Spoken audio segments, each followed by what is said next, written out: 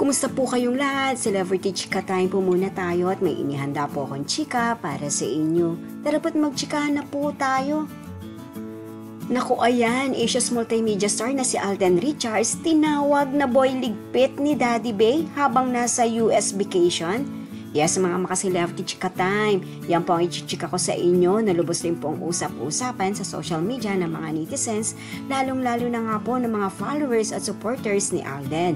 Abay, nakakatuwa po kasi itong Instagram My Day ni Daddy Bay patungkol kay Alden. Bago po tayo dumako riyan, ay nais ko po munang batiin mga team bahay, team abroad at mga seniors natin dyan. Shout out po sa inyong lahat at happy Monday po. Kasalukuyan nga pong nag-i-enjoy ngayon ng bonggang-bongga ang buong Fulkerson family sa USA at doon na rin po nag-celebrate ng kanilang New Year kasama ang isang kapatid ni Alden, ang kanyang kuya RD.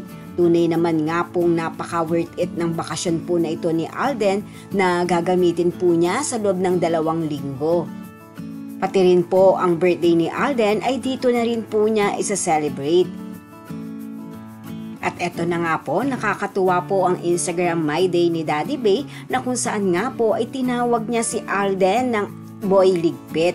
Yes po, habang nasa bakasyon nga po si Alden kasama ang kanyang buong pamilya sa USA, ay panay rin po ang ligpit nito habang sila po ay nasa isang park at kumakain. Narito po at panoorin po natin ang short video clip nito bilang patunay na tama nga po ang tawag sa kanya ni Daddy Bay na boy ligpit.